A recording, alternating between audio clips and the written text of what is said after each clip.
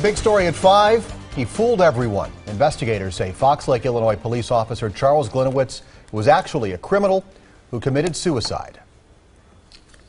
Glinowitz committed the ultimate betrayal to the citizens he served and the entire law enforcement community.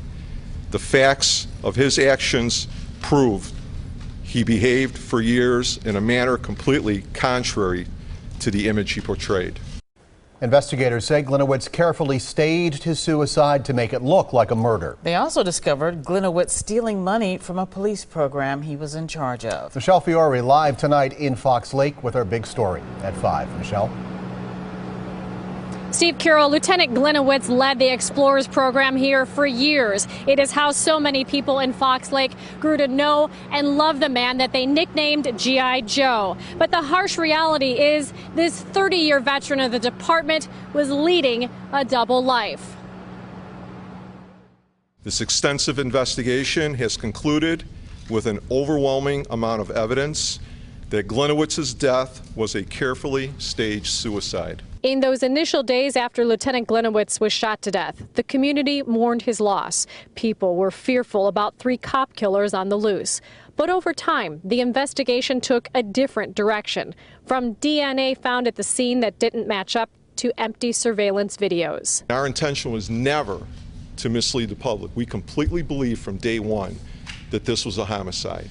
Some things stood out relatively quickly. The first clue was the crime scene itself, the placement of Glinowitz's possessions. Commander Falenko says there was the discovery of pepper spray with the safety off. A few feet away was his baton, then his glasses, and further yet, his body with his service revolver nearby.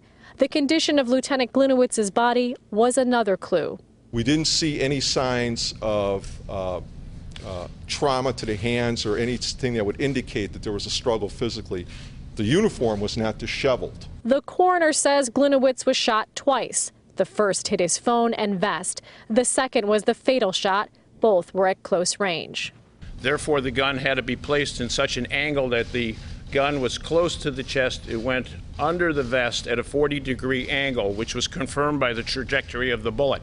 Investigators combed through hundreds of pages of his personal text messages and bank records, ultimately finding he had stolen thousands of dollars from the Police Explorers program and felt he was about to be caught.